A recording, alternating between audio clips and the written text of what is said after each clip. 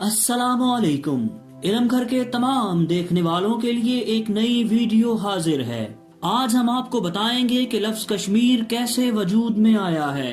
हजरत सुलेमान अलैहिस्सलाम का इस जन्नत नजीर वादी के साथ क्या ताल्लुक है।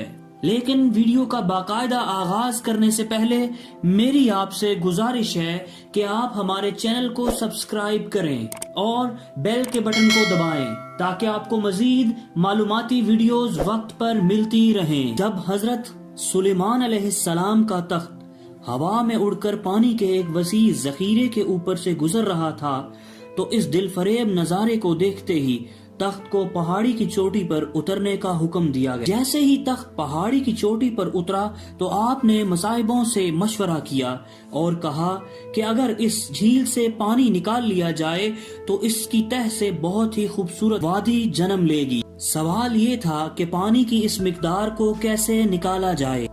इस वक्त मौजूद जिन्नात के सरदार काश ने कहा कि मैं इस पानी को निकाल सकता हूँ, मगर मेरी एक ख्वाहिश है। इस काम के करने के बाद परियों की सरदार मीर को मेरे अकद में दे दिया जाए।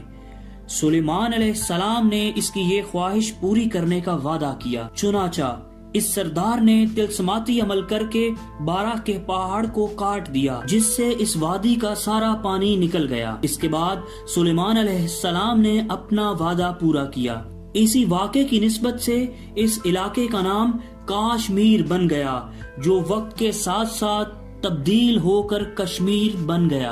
14वीं सदी में जब सैयद अली हमदानी कश्मीर आए तो उन्होंने शायद इसी तनाजुर में कश्मीर को बाग़े सुलेमान का नाम दिया। दोस्तों, ये थी आज की हमारी वीडियो।